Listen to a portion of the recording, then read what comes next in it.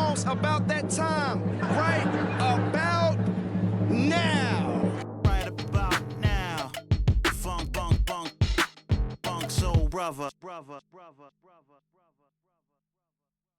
William Cope Moyers, welcome to the Right About Now podcast. Thanks, John, for having me. I am thrilled to have you on. Love your writing. Love your family legacy. The Moyers family, what an incredible family.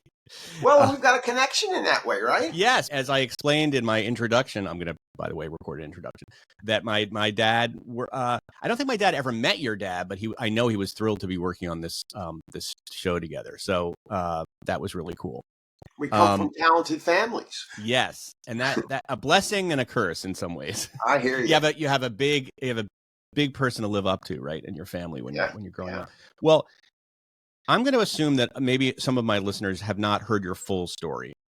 So I know that we're talking about your second memoir today, but I would love to, if we could just backtrack a little bit and talk a little bit about the first book, because I think it's important to give context about your life, if you wouldn't mind.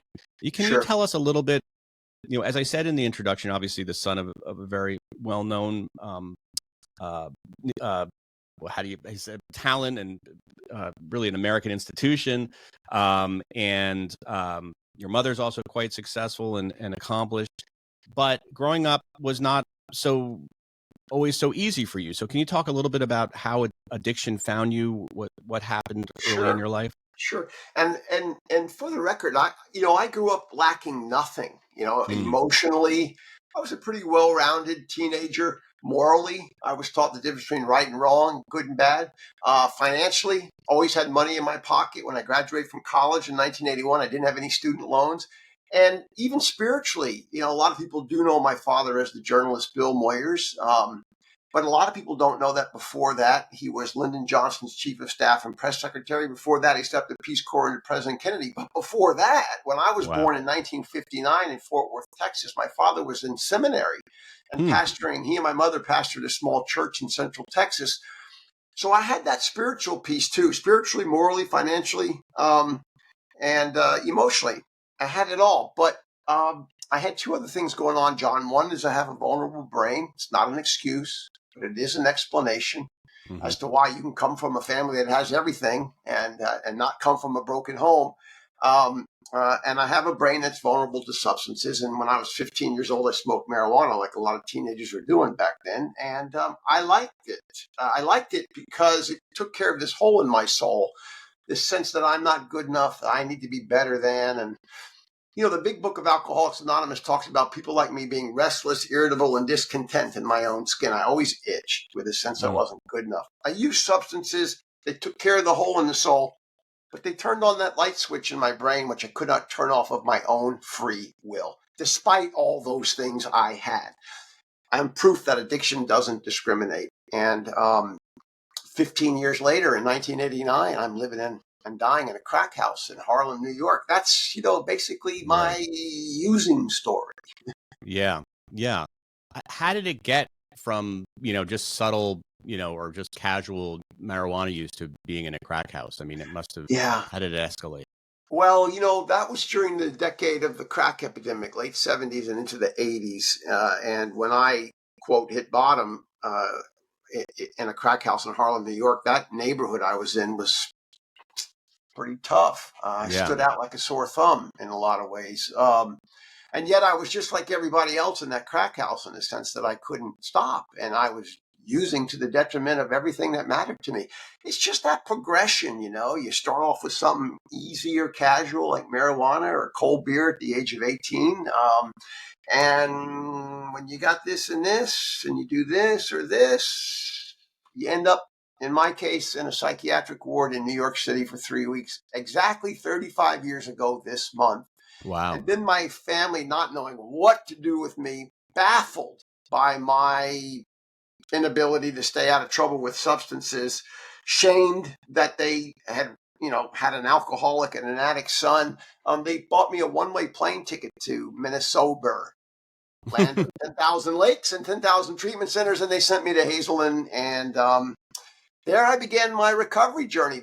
So, I don't tell that story to try to excuse anything that I did under the influence. I did it.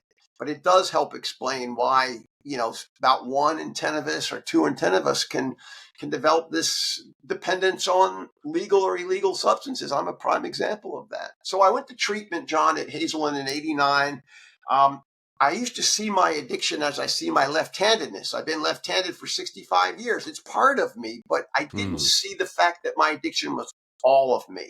And if I wanted to get better, I needed to deal with all of me. Point being, I was in treatment 4 times over 5 years between 1989 and 94. And finally, in October of 94, 30 years ago this October, I came out of a crack house in Atlanta, Georgia, and I went to treatment and I stopped doing it my way, and I got better. What changed? What that last time? Because you had, as you said, you had done treatment quite a few times. Yeah. What was different that time around? Yeah, I never struggled with access to treatment. Always had the resources, always had the opportunity to go again and again and again and again. What changed? John, I think it's just that I gave up trying to do it my way. I gave up trying to see it as part of me when in fact it was all of me. And if I wanted to change, I had to stop using, but I also had to start living. And I had to start living as somebody who doesn't like to live as a sober person. I had to start to learn to navigate the high highs and the low lows. My addiction went into remission. I bounced back pretty quickly and moved back to Minnesota. And because this was a tremendous recovery community, I say this because I'm in St. Paul, Minnesota, which I've always said is the crossroads of recovery in America. And there's thousands of us here. I moved back here and then I got a job at Hazelden as a policy analyst. So I was on a pretty good roll. I had 2 baby boys. I had a wife who was herself sober. And so it was easier for me to bounce back than it might be for a lot of people because I had such a tremendous infrastructure of support, especially the community. And I took it seriously, It's easy to stop using, John. I stopped 1,000 times. What's hard for me is to stay stopped. And to stay stopped means not just saying no, but starting to learn how to live the high highs and the low lows without using substances. And that's always, I'm a work in progress. Yeah. So you said a few times it wasn't part of me, it was all of me. Can you explain what you mean by that? Yeah. That's a very interesting idea. Yeah. So I got a vulnerable brain and it's genetically vulnerable to substances. Again, not an excuse, but an explanation. But I've got this hole in the soul that hurts for the sense that I'm not good enough. So I have an illness that is a real illness. I mean, the American Medical Association defined alcoholism as a disease in 1954. There's no debate that it's a disease or an illness. It may be in some ways very similar to cancer, diabetes, or hypertension. And, just like the hypertensive or the diabetic, you've got to take your medicine, literally and figuratively. And whether that's a prescribed medication or whether that's changing your lifestyle, you got to really be sort of all in if you're chronic like I am. So my illness manifested itself in the body and in the mind and in the spirit. And I say spirit because even though I was a man of faith, and as I said, I grew up with a fundamental understanding of a power greater than myself, I always saw that relationship with my higher power as on my terms. I found it very easy to believe. But for me, and where I made that turn in 1994 is I began to trust. Big difference. I had to start to trust. So mind, body, and spirit had to work on all of those things and realize that my addiction or my use of substances was just a symptom of my sort of larger problem, which is living life on life's terms without using. Right. So, I mean, a lot of people don't, you knew you're a very smart, well-adjusted person with a great upbringing. You knew what you were doing was destructive, and yet you couldn't stop. Why is that? Is it just because actually when you were using it felt good, right? It was a release. It was a comfort, right? Is that one of the reasons? I think what separates people, all human beings like to be under the influence. It's why you have a beer at the Dodgers game, or why you have a glass of wine with a fine piece of meat, or or celebrate an occasion with a magnum of champagne. All human beings like to sort of, heighten the highs or soften the lows. But for some of us, you just can't turn it off if you do it, whatever it is. As I would discover later on, I know we're going to talk about that. But the point is I just never was comfortable in my own skin. And yes, being the son of Bill and Judith Moyers had something to do with that. But again, it's not an excuse. It's just I never felt like I was in the middle of the target or that I was the very best. Frankly, John, the thing that I struggled most with is a sense of I wanted to be perfect. And it's impossible to be perfect in the body of a human being because we're all human beings, right? We're all flawed in some way, shape, or form. But I just never really liked myself. And when you don't like yourself and you've got a brain that's vulnerable to substances, you end up having a problem. Yeah. Do you have siblings? I do. I have a sister on the East Coast and a brother on the East Coast. And were they sort of living successful lives? Did you first of all, you had these highly accomplished parents. Your father is like I said, almost like a national institution. I mean, he's so well known and respected as a sort of good, decent man. And I can imagine, because listen, I grew up with a very accomplished dad. Yeah. And it's a shadow that you live under. It's like, again, I love how you say it's not an excuse, it's an explanation, right? You're not, and I think you're great in, pointing out that you're not making excuses for any of your, right. It has to be considered a factor. At my, I live in Los Angeles and I have a therapist, and my therapist told me that 90% of her clients are the kids of famous actors and producers and writers. I mean, it's interesting. Like, it definitely does a number on you, and it's not, again, not an excuse, but it's just a reality. So I wonder if that, did you grow up with highly accomplished people, and I think that could maybe do a number on you sometimes. Well, it contributed, but I've worked in the field of addiction treatment, and I've been walking this walk in one way, shape, or form for 35 years. And I've sat in a lot of recovery meetings, and I see a lot of the patients at Hazel and Betty Ford where I've worked, and they don't have accomplished parents. They have other dynamics. They lost a parent, or their parents abandoned them, or whatever it is. It's just that was my story, and the reason why I have used my story as a public advocate for the organization that I've worked for 28 years now, Hazel and Betty Ford, is so I can help the public, the news media, and the policymakers understand that addiction doesn't discriminate, that it actually affects people that come from good homes. And yes, it affects Hollywood actors and children of accomplished parents in the same way that it affects all the other socioeconomic dynamics of a family and a community. All right. So you work and have been working for many years at the Hazelton Betty Ford Foundation. Obviously, it had such a tremendous impact on your life that you decided that you wanted to work for them. And one would think that the story ends here, with a happy ending. But that was the first book, and that was the first sort of chapter. But there's another chapter. Tell me about how addiction found you again. I will, and I'll tell it to you in the context of that first book. I wrote a book in 2006. So at that time, I had been in recovery since 1994. So I had given a lot of time between that last hit of crack cocaine and malt liquor and writing my first book, a memoir. In fact, I have a copy of it right here. It's called Broken. Right? Yep, and Broken. My story of addiction and redemption, which for me is the V-shaped recovery. My story of addiction, I went down and then I hit bottom, and then my story of redemption, I go up. Right? Yep.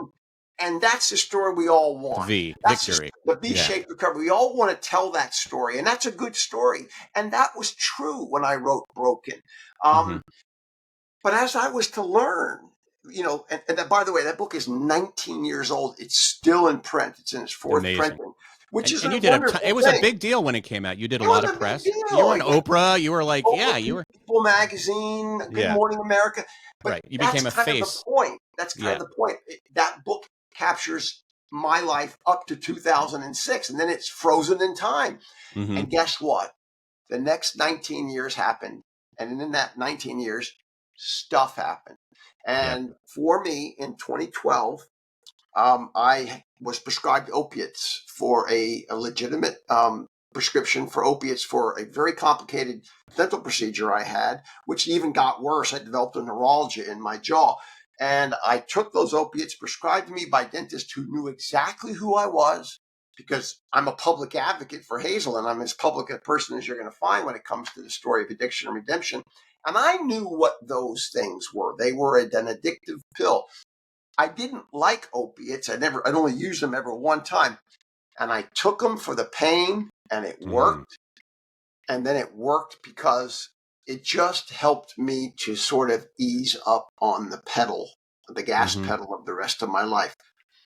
Some of my defects of character still reign, even though at that point I've been in recovery for many decades. I got stuff going on all the time. And one of them is I'm a type A personality. I'm a workaholic of sorts. I'm always trying to please people. I never say no to things, even at my own detriment.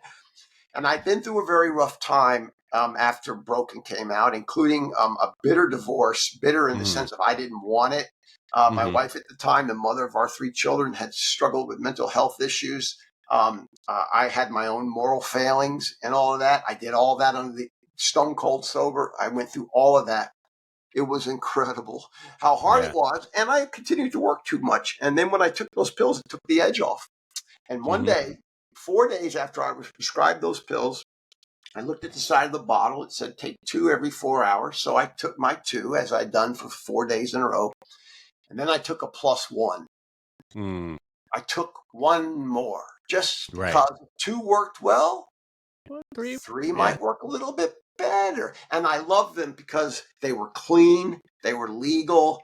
They were a dosage I understood. I didn't have to go to the crack house or to the bar. And by the way, John, I didn't want to lose my recovery. I didn't want to go back to the crack house or the bar. Right. You had no interest. And so I found these things to be fascinating, not only because they worked on this and not only because they worked on my soul, but I found them fascinating because I continue to value my recovery. And I know that's going to be hard for some of your audience to understand. Well, how could you have valued your recovery if you were misusing these pain pills? It's because I like myself as a recovering person.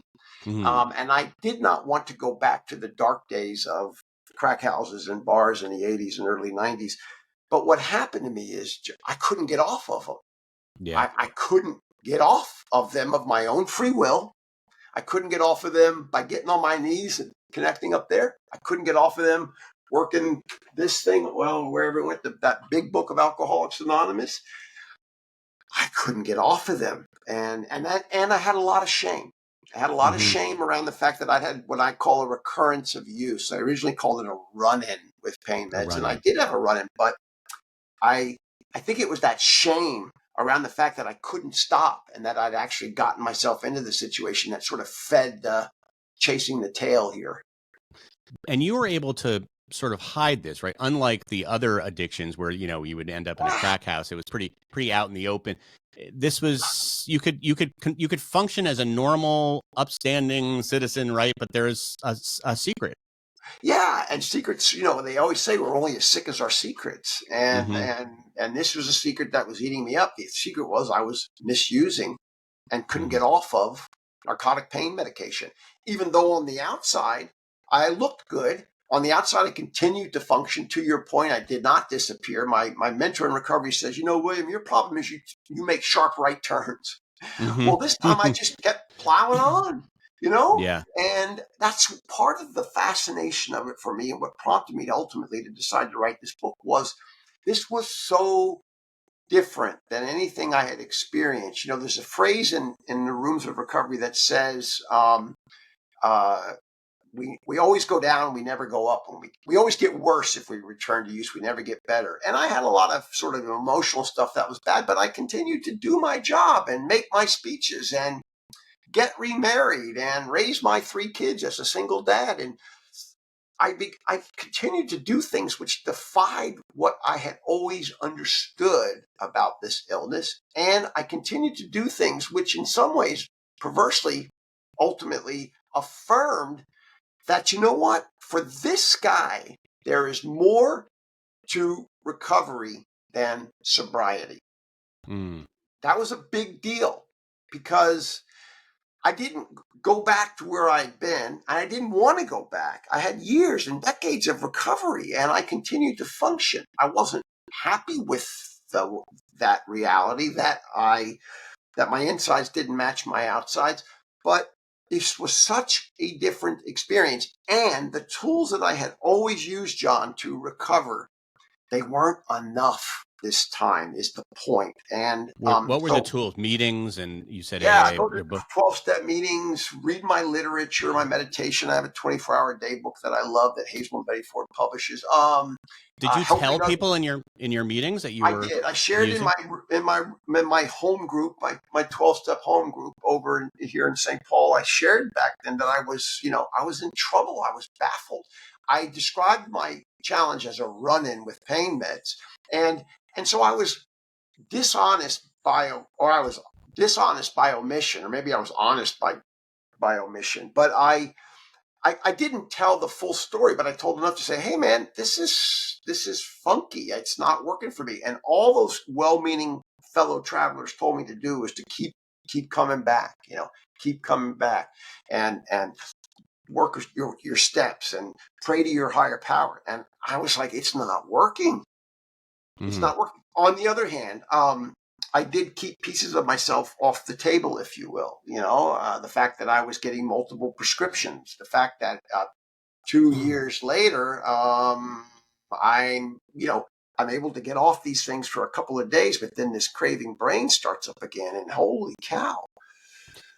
Well, I'm going to play devil's advocate for a minute. So if you can function and I know you're sort of hating yourself on the side for doing this, but if you're able to lead a fully functional, healthy, somewhat healthy life, what's the difference between, say, taking these pills that you were taking? I don't know what pills they were exactly, and like a anti-anxiety medication, or like or an antidepressant, I mean, I know one is addictive and maybe one isn't, but does it, like, I'm just playing devil's advocate. Like, maybe somebody listening here, so what's so bad? So what? You're taking some pills to make your quality of life a little bit better. So what? But it isn't. It's not that. What's the problem here? It's an excellent question. I've done a lot of podcasts and a lot of media ahead of the release of my book, which will be out on September the 3rd. And you're the first person to ask me this. Well, I'll take it a step further. Yeah, no, really, it's a good question. Here's another one. What's the difference between that and smoking?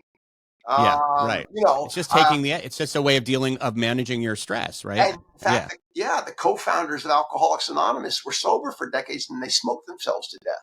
So were they really sober? They were free from the substances that had landed them where it landed them, but they maintained their recoveries with nicotine. What would have been the difference if my struggle wasn't pills but was nicotine? I don't know, because that wasn't my struggle. But the difference was that the pills were getting in the way of my life, and I had to have them.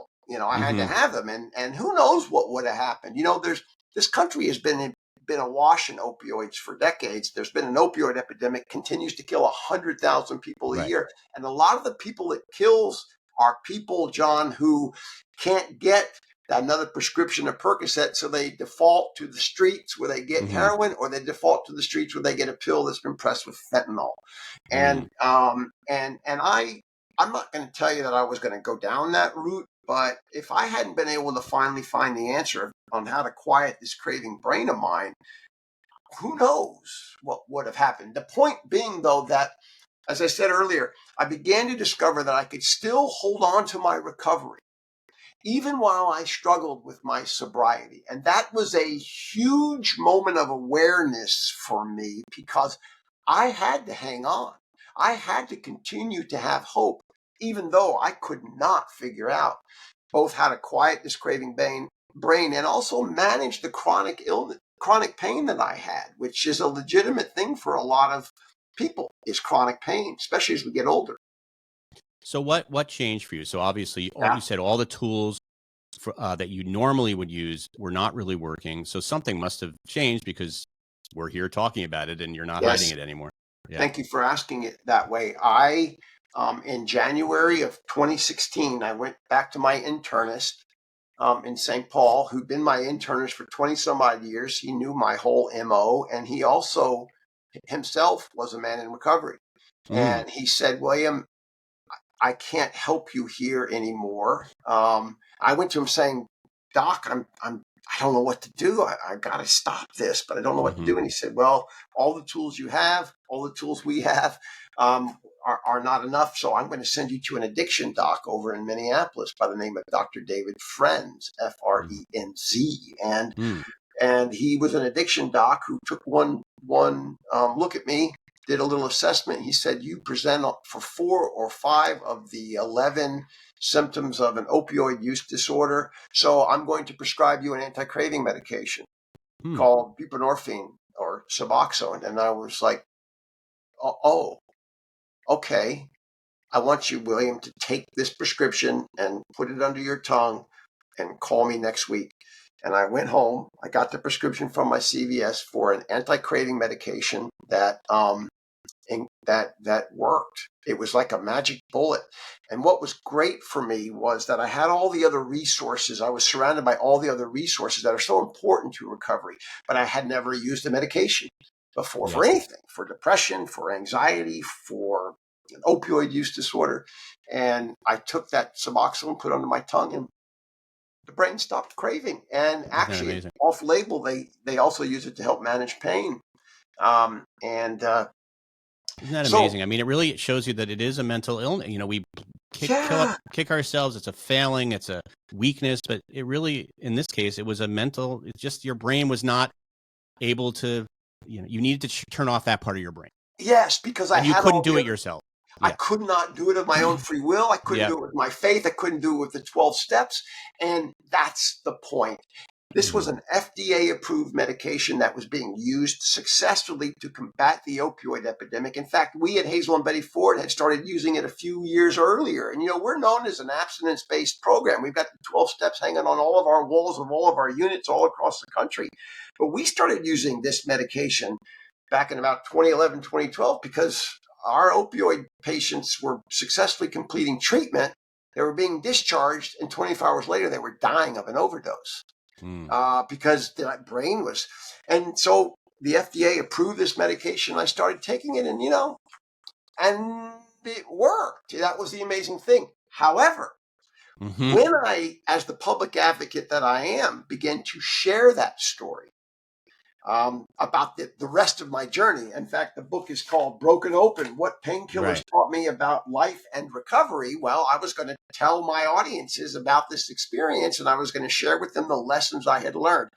I discovered there was a shocking amount of blowback in the recovery community around the use of this medication, and frankly, the use of other medications by people who deemed that I either wasn't sober or that I needed to start over again. And I thought, what do you mean start over again? I've got 20 some odd years in continuous remission from crack cocaine and alcohol. I'm not going to start over again.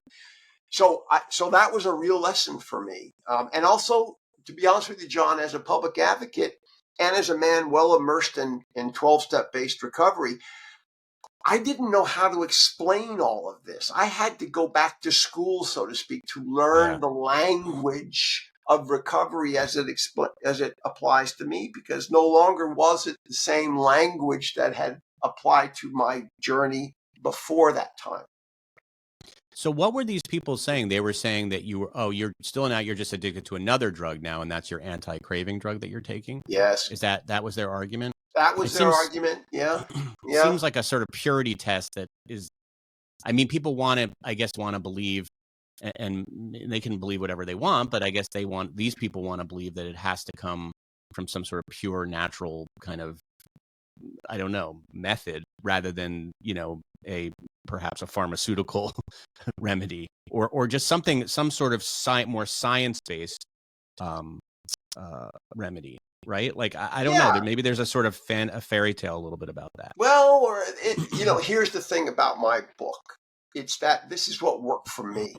This is not a prescription or a roadmap for anybody else. It's what works for me. And yet I think in 12-step recovery, as important a program as that has been for 80 years or something like that now, or 85 years, the reality is that the drugs that are out there change, and what might work for a 40-year-old white male might not be what works for a 20-year-old high school graduate, or what might work for the garden variety alcoholic might not work for the Percocet addicted, stay-at-home mom. And so my book really is to sort of expand the table, open the doors wider to the fact that there are many pathways to recovery. And as long as whatever that pathway is treats the addict and the alcoholic with dignity and respect, then great. Look, at Hazelnut, we're celebrating our 75th anniversary this year. We've been around a long time. We're good at what we do, but even we have had to change to reflect the times. And yet there are a lot of old timers, or there are a lot of people who are, I want to say, zealots. That's probably a word that's not appropriate, but they're very passionate about 12-step recovery. They can't see any other way. Well, you know what? Good for them as it relates to them, because that's working. But when it comes to some of us, stuff happens and things change. And lastly, there is this sort of convenient looking the other way as it relates to the use of nicotine in recovery programs, because nicotine is an addictive drug. It kills way more people than Suboxone does. Suboxone doesn't kill anybody if they take it the right way. And yet there's this double standard, even to the extent that I experienced or encountered some of it within the ranks of not just my recovery community, but even in the ranks of the organization that I work for. So that's an interesting situation now that you find yourself in, because you still work for the Hazelton Betty Ford Foundation. And I don't know a lot about them, but based on what you're telling me here, a lot of their philosophy is rooted in the 12-step program. Yes. And it's obviously that helped you tremendously at one time in your life, but then until it didn't. So how do you kind of square the fact that you might not have had that drug been available, in 2007 or whenever your first recovery, you might not have had to have gone through all the training, all those meetings and all the hours and hours. So how do you square that? So how do you still advocate for something that you personally don't maybe even need anymore? Well, I'm always going to need to recover, and I'm always going to use aspects of the 12 steps to help me recover. Both. Yeah, I'm a complicated guy. I'm 65 years old, and in some ways I'm more complicated now than ever before. On the other hand, I am 65 and I remain teachable, which is really important for people like me to remain teachable. I don't need to square it with my organization, because my organization is evolving. We have a CEO now, the first doctor-led. This first time in our history we've been led by a doctor, Dr. Joseph Lee, brilliant man, younger than me, way younger than me. He's the first boss that I've had that is younger than me in my whole career. So that was eye-opening. And Dr. Lee has recognized that there are many pathways to recovery, that it's the responsibility of our organization to meet people where they are in that moment when they need or want help, but not just to meet them where they are, but take them where they need to go. And that might be taking them where they need to go with the resources of medication, cognitive behavioral therapy, 12-step, and other tools that we use. We will always send our patients, who then become our alums, out the door with a strong dose of aftercare or continuing care that includes many tools, including those 12-step tools, because they are a good program for people, and they're easy to find in communities as large as LA or as small as Paducah. And so I don't need to square it. In fact, what's interesting about the book, John, is I sold this book, Broken Open. I sold it in 2018 to Penguin Random House, and to the editor who'd been the editor at Penguin Viking that published Broken back in 2006. She had moved over. There'd been a merger in the publishing world. And so there she is. And she purchased the book that I had wanted to write in 2018. It took 6 years for me to get this done, in part because the more time I spent over the course of that experience sort of looking at it, the more I saw it from different angles and so on. And at one point in about 2021, in the midst of the pandemic, Dr. Lee, our CEO, who had just been hired, he'd been with our organization for a long time, but he'd just been hired as the new head. He was talking about many pathways to recovery and how Hazel and Betty Ford needed to embrace that. And as he talked, I'll never forget the day I heard him talk. I thought, wow, he's kind of talking about what I've experienced as it relates to all the things that have happened to me since, the first book. So I went back to Penguin Random House and I said, can I have the book back? And they were sort of taken aback by that. But for a lot of reasons, they agreed to do that. They were really graceful in giving me that book back. And I sold it to the extent I had to sell it. I decided that Hazelden would publish the book. So Hazelden is publishing the book. And so it's got the imprint of the organization on the back cover. And that's interesting, though, that the Random House would just give you the rights back to the book. I mean, it seems like, considering how well your first book did, it seems like not a great financial decision. Well, they wanted a little bit of a different book than the one I presented them a year after I sold it. Number one. Number two, they were insistent that I repay the advance. Yeah. And I look, I'm at the end of my run. I mean, I don't know how many more years I've got left. I'm 65 years old. I don't have a lot of time left. Your family, given your family genes, what you're telling me before in the interview, that your parents are still both alive. Obviously, you got some good genes there. Well, I hope I'm blessed with them. And, but on the other hand, I've had my own health issues and I am kind of tired of meetings of, strategic planning meetings and all that travel that Tell I me about do. it. So I wanted Hazelden to publish the book because I think it reflects where the organization is. We do have a publishing division that's 70 years old. It's small, but it's important to our mission. And I also thought, John, that with the platform of Hazel and Betty Ford and this new book, I would have a really important opportunity to tell my story to professional groups and to personal recovery groups in a way that with the moniker of Hazel and Betty Ford, or with the platform of the organization as my platform, it was a good opportunity. Now, I will say that I am hearing from some of our old timers like me, and been around like me, who are like, wait a minute, William, what is this all about? And why didn't you go back to treatment? And are you suggesting that there's more than one pathway to recovery? So I'm getting a little bit of, I don't want to say blowback, but just a little bit of resistance to this message that I'm carrying. That's okay. I understand it. There's enough room. There are enough alcoholics and addicts in our society to embrace the reality that there should be as much room as possible to help them get better, no matter what that is.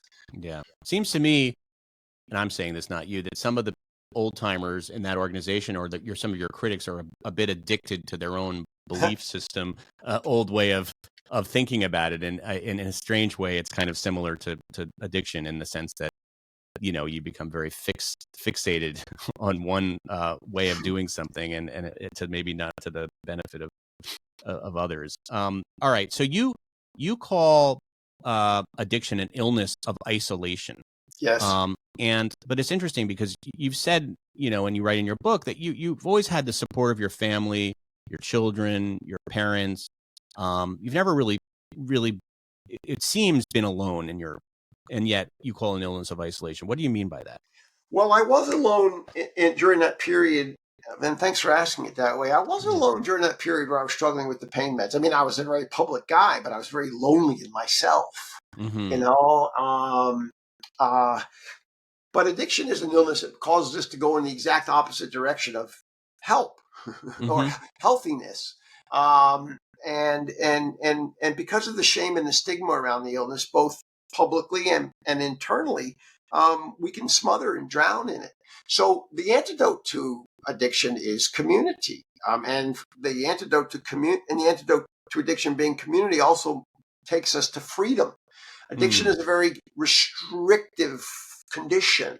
And yet we need to be free to recover. So, the first word of the first step of the 12 steps of Alcoholics Anonymous, which continues to be in a very important pathway, its first word is we, and there's a reason for it, because can't do it alone. And why do it alone? I'm not saying you got to do it in the spirit of a 12-step group, but you got to do it with other people. or Mm-hmm. your church or your yoga group or your running club or whatever it is. I mean, if we're recovering from something that is as debilitating and as shaming as addiction, then we need to do it with the bright light of community, of fellow travelers, as I call them. And that's why during my own struggles, even though there were periods where I felt terribly alone, I always did what had always been important to me, which was to help other people. Mm-hmm. I'm a public advocate for a world-renowned organization, Hazel and Betty Ford. As a public advocate for Hazel and Betty Ford, I tell my story. As a result of telling my story, including on your podcast, there will be people in your audience who will reach out to me. It's inevitable. And they will say, hey, I heard you on with John, and you were talking about your story. Can you help me? Or can you help a family member? I get 3 to 5 requests for help a day, 360 days of the year, because people don't know where to turn.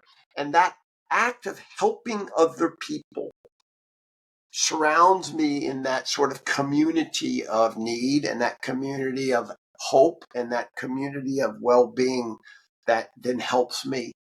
That is so important. I really do my best when I give away what I have. Mm-hmm. Because then I get it back.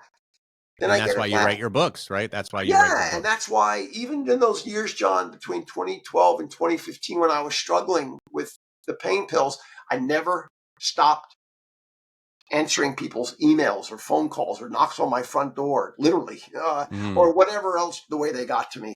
I always answered their calls for help. Why? Because they needed help, because I'm good at helping people, and because by helping other people, I help myself. And that, I think, is what helped me to keep my nose above water, if you will, during those years that I was struggling. Do you have some concerns that, and you're on Suboxone, is that the name of the medication? Suboxone, anti-craving medication, yes. Buprenorphine. You know, sometimes people can become sort of immune to a drug after a while, right? It sort of starts losing its effect, where the brain maybe figures out other ways to crave. Do you have some concern that it might wear off, or, you know, how long have you been taking this particular medication? I've been taking it since 2016. Oh, wow. So that's a long time. Well, it's a long time in the scheme of maybe it isn't, because some people take their antidepressant medication for a lifetime. Some people take their. And I've been taking my anti-cholesterol medicine since I've been like 32 years old. There you go. So your anti-cholesterol medication is as life sustaining for you as the Suboxone is for me. And as long as I continue to work my program of recovery, which includes for me the FDA approved medication, then I don't worry too much. I am vigilant to the fact that the illness, the addiction I have is often described as being cunning, baffling, powerful, and patient.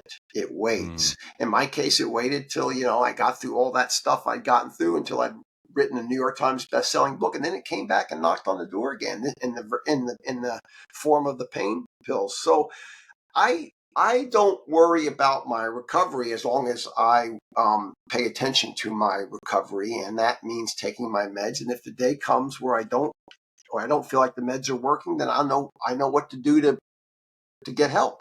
Yeah. Okay, last word here. If somebody is listening to this who is struggling with addiction, or maybe they're in denial that they're struggling with addiction, but they might suspect it, or maybe you're a family member, you have somebody in your family who is struggling with addiction. What do you hope that they take away from this conversation? What is something that you wish you knew back then that you know now? Beautiful question. It's okay to ask for help. That's the key message, whether we're talking to our children or our grandchildren, a stranger on the street, somebody at our church, somebody on a podcast. It is okay to ask for help. You may feel shame and stigma around the fact that you can't figure this problem out by yourself. That's okay. Very few of us figure it out by ourselves. So ask for help. Hope. They always say that hope is not a strategy. But frankly, hope is a strategy when it comes to this illness, because if we don't have hope, what do we have? People who are on a sinking ship, they don't swim away from each other as the ship sinks. They swim together. They may not have a plan for after that, but they swim together in the hope that together they can get through whatever it is they're going to get through, which is to get rescued. That's the first step. if you will, is to have hope, and it's okay to ask for help. That's my key message to your audience or to anybody else who is struggling with addiction or mental illness. Those are my two areas of expertise, so I'll leave it at that. But it is okay to ask for help. That is a wonderful place to leave this conversation and to end this conversation. The book is called Broken Open, and What Painkillers Taught Me About Life and Recovery. My guest is William Cope Moyers. William, it has been an absolute pleasure talking to you. Thank you so much for sharing, being so open with us today. John, thanks for giving me the opportunity to carry this message of openness and hope to your audience. I really appreciate it. That's terrific.